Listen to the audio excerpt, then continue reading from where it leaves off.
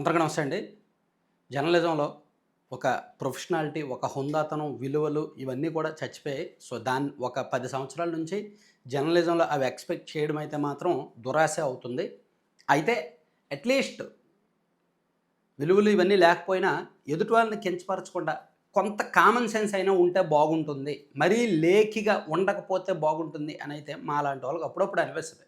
ఎందుకంటే అదే ఫీల్డ్‌లో ఉన్నాం కాబట్టి అండ్ యూట్యూబ్‌లో మేము కూడా ఉన్నాం కాబట్టి ఎక్కడైనా బయట జర్నలిస్టులు అడిగే చెత్త క్వెషన్‌లు చూసినప్పుడు, ఈ ఫీల్డ్‌లో ఎందుకున్నామా? ఇటువంటి లేఖ వెధవలు కూడా ఉన్నారేంటి?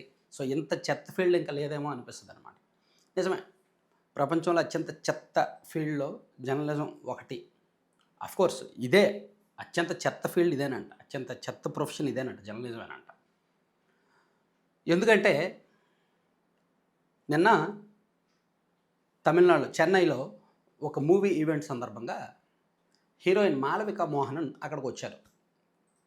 ఆమెకు ఒక రిపోర్టర్ అడిగిన క్వెషన్ ఏంటి తెలుసా?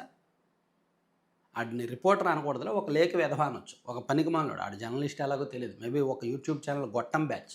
ఈ గొట్టాల బ్యాచ్‌తో మరీ ఇబ్బందండి. ఏం అడుగుతారో తెలీదు, ఏం క్వెషన్ అడగాలో తెలీదు, ఏం రిపోర్టింగ్ చేయాలో తెలీదు.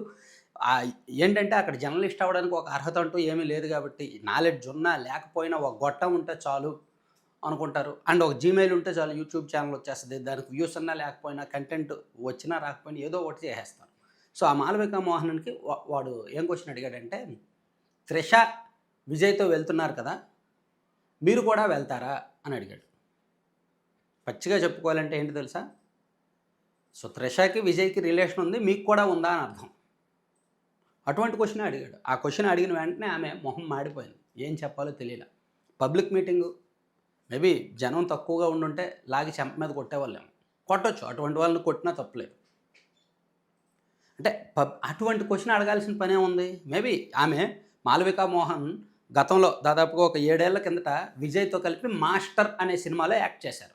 ఆ సినిమాతో ఆమెకు సౌత్‌లో మంచి పేరొచ్చింది. అగ్ర హీరోయిన్‌గా నిలదొక్కుకున్నారు. ఆ తర్వాత విజయ్‌తో ఆమేమి యాక్ట్ చేయలా. ఇప్పుడు 'త్రిషకి', విజయ్‌కి ఉన్న సంబంధం వేరు.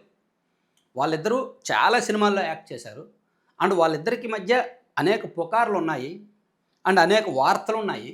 కాబట్టి దాన్నెవరు కొట్టిపారేయలేరు. ఇప్పుడు విజయ్ పార్టీ వెనక త్రిష ఉన్నారని, అండ్ విజయ్ గెలిచిన వెంటనే త్రిష వెళ్లారని, విజయ్ గెలుపు కోసం త్రిష తిరుమల వెళ్లారని రకరకాల వార్తలున్నాయి కాబట్టి, ఆమెను అటువంటి క్వెషన్ అడిగినా తప్పులేదు గానీ, అసలు మాళవిక మోహనన్‌కి సంబంధం ఏంటి? త్రిష విజయ్‌తో వెళ్ళింది మీరు కూడా వెళ్తారా? అని అడగడం ఎంతవరకు సమంజసం? సో, మినిమమ్ కామన్ సెన్స్ లేదనమాట. మినిమమ్ ఇంగిత జ్ఞానం లేని లేకి వెధవలు ఇటువంటోళ్ళు చాలామందున్నారు. ఇదే చెన్నైలో, ఇదే తమిళనాడులో గతంలో ఒక సంవత్సరం కిందట గౌరీ జీ కిషన్ అని ఆమె ప్రస్తుతం ఒక హీరోయిన్. ఆమె 'జాను' సినిమాలో చైల్డ్ ఆర్టిస్ట్‌గా పనిచేశారు. 'జాను' సినిమా 2020లో రిలీజ్ అయింది చూడండి. 1996కి రీమేక్, అది Telugu remake. Sharwanand hero and heroine ఏమో సమంత అనమాట. సో, ఆ సినిమాలో చైల్డ్ ఆర్టిస్ట్ క్యారెక్టర్ పోషించింది గౌరీ జీ కిషన్. ఆమె ఇప్పుడు హీరోయిన్‌గా ఉన్నారు సౌత్‌లో. సో, ఆమెను ఒక రిపోర్టర్, ఒక గొట్టం బ్యాచ్ అడిగిన క్వెషన్ కూడా అంతే. మీ బాడీ షేపుల గురించి అడిగాడు వాడు. సో, మీకెలా అవకాశాలొస్తున్నాయి? మీ షేప్ అలా ఉంది, ఇలా ఉందని అడిగాడు. సో, అప్పుడే తమిళ సినీ రంగం మొత్తం ఆ క్వెషన్‌ని ఖండించారు. అండ్ అటువంటి క్వెషన్‌లు మళ్ళీ అడగమని చెప్పి రిపోర్టర్లు హామీ ఇచ్చారు. అయినా సరే మళ్ళీ ఇప్పుడు అలాంటి క్వెషన్‌లే వస్తున్నాయి. ముఖ్యంగా సినీ రంగంలో సెలబ్రిటీలను ఉద్దేశించి అడుగుతున్న ప్రశ్నలు కొన్ని మరీ లేకిగా ఉంటున్నాయి. చీప్‌గా ఉంటున్నాయన్నమాట. సో, దానివలన ఏంటంటే వాళ్ళ దగ్గర వీళ్ళు చులకనవుతారు. రేపొద్దున్న వాల్యూ ఉండదు. అది సరికదా ఆ ప్రొఫెషన్ కూడా మొత్తం చులకనైపోద్ది. అందుకే ఒకప్పుడు మీడియా అంటే సినీ రంగం వాళ్ళు గాని, పొలిటీషియన్స్ గాని గౌరవించేవాళ్ళు. వాళ్ళొచ్చే వరకు ప్రెస్ మీట్ మొదలయ్యేది కాదు. వాళ్ళొచ్చినప్పుడు ఆ హుందాతనం, ఆ పరస్పరం గౌరవం ఇచ్చిపుచ్చుకునేవాళ్ళు. కానీ ఆ తర్వాత చూడండి, ఎవ్వరు ప్రెస్ మీట్ పెట్టినా మీడియాని కౌంటర్ చేస్తారు. మీడియాని టార్గెట్ చేస్తారు. మీడియా మీద సెటైర్‌లేస్తారు. అటాక్ చేస్తారు కూడా కొంతమంది. ఎందుకు? దానికి కారణం ఏంటి? ఈళ్ళు వ్యవహరిస్తున్న తీరే. ఇక్కడ సో కాల్డ్ జర్నలిస్టులు ఈ గొట్టం బ్యాచ్ వ్యవహరిస్తున్న తీరే. ఎవరికి వాళ్ళు సెల్ఫ్ జర్నలిస్టులు అయిపోయారు. దానికి ఒక కంటెంట్ ఉండదు, ఒక నాలెడ్జ్ ఉండదు, హుందాతనం ఉండదు, ఒక ఐడియాలజీ ఉండదు, ఒక అట్‌లీస్ట్ దానికి కావాల్సిన క్వాలిఫికేషన్ కూడా ఉండదు. ఏదో ఛానల్ పెట్టడం, దానికి సంబంధించి గొట్టాలు ఒక 10 మందికి గొట్టాలు ఇచ్చేయడం, ఐడీ కార్డులు ఇచ్చేయడం, మీరు ఎళ్ళండ్లా రోడ్ల మీదకెళ్ళండి. ఎవడు కనిపిస్తే వాళ్ళని అడ్డమైన క్వెషన్‌లు అడగండి. అది మనకు మసాలా కంటెంట్ అవ్వాలి. మనం దాన్ని మసాలా వదలాలి. చూడండి వాడు అడిగాడు. ఆ క్వెషన్‌కి ఆ అమ్మాయి ఆన్సర్ చెప్తే దాన్నాడు రిపీటెడ్‌గా వేసుకుంటాడనమాట. ఒక మసాలా, ఒక సెన్సేషన్ క్రియేట్ చేస్తాడు. సో ఇటువంటి సిగ్గులేని జర్నలిజం ఎక్కువైపోయింది ఇప్పుడు. పర్టికులర్‌గా మన దేశంలో అండ్ మన సౌత్ ఇండియాలో కూడా విపరీతంగా ఉంది ఇది. సో అందుకే నేనేమనుకుంటున్నానంటే జర్నలిస్టులుగా ఉన్నవాళ్ళు అంటే ఈ గొట్టాల బ్యాచ్ అతి త్వరలో తన్నులు తింటారేమో అనిపిస్తుంది. ఆల్రెడీ కొన్ని చోట్ల తన్నులు తింటారు.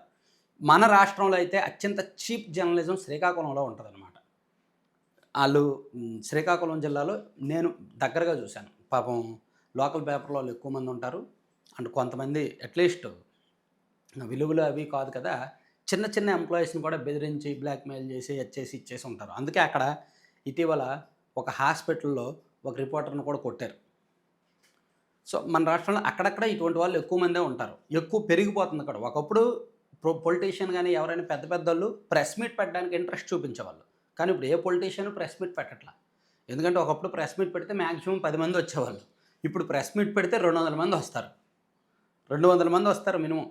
అందులో ఒక 195 పనికిమాలినవే ఉంటాయి. అందుకే ప్రెస్ మీట్లు మానేశారు. ఇట్లా ఈ లేక్ బ్యాచ్ ఇంకా తగ్గదు. అయితే నేను అనుకోవడం ఏంటంటే అతి త్వరలోనే ఈ తన్నులు కూడా తినేస్తారు ఈళ్ళు. ఎక్కడో దగ్గర అనవసరంగా ఈ పనికిమాలిన క్వెషన్‌లు అడిగి, ఈ హీరోయిన్‌లు కనిపించినప్పుడో లేదంటే సెలబ్రిటీలు కనిపించినప్పుడు పనికిమాలిన పర్సనల్ క్వెషన్‌లు అడిగి మరీ ఇబ్బందికరంగా ఉన్నప్పుడు ఖచ్చితంగా వాళ్ళు తిరిగి చెంప మీద కొడితే పరిస్థితి ఏంటి? ఆ అమ్మాయి మాళవిక మోహన్‌ని ఇమ్మీడియేట్‌గా చెప్పు తీసుకొని కొట్టిందనుకోండి జర్నలిస్ట్‌ని పరిస్థితి ఏంటి? ఏమవ్వాలి? అప్పుడు జర్నలిస్ట్ సంఘాలు వస్తాయా? జర్నలిస్ట్‌ని కొట్టారని చెప్పి రోడ్డెక్కుతారా? సో, ఏ క్వెషన్ అడగాలో, ఏ క్వెషన్ అడగకూడదో తెలుసుకోవాలిగా. సో, ఆ ప్రొఫెషన్‌లో ఉన్నందుకు ఒక్కోసారి కొంచెం ఇబ్బందిగా ఉంటదనమాట. సిగ్గులేని జర్నలిజం ఎక్కువైపోతుంది, పెరిగిపోతుంది.